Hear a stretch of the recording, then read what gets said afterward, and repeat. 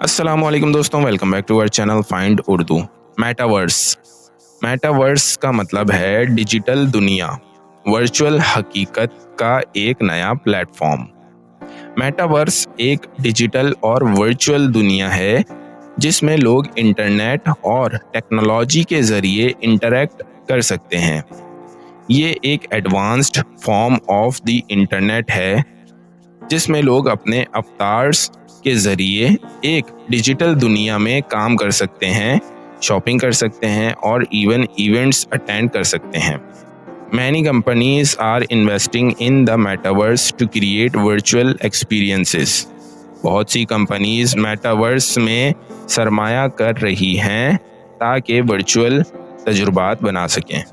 तो दोस्तों, मेटावर्स एक नई डिजिटल और वर्चुअल दुनिया है जिसमें लोग अपने अवतार्स के ज़रिए इंटरेक्ट कर सकते हैं। उम्मीद है अब आपको मेटावर्स का मतलब समझ में आ गया होगा। मिलते हैं नेक्स्ट वीडियो में। शुक्रिया।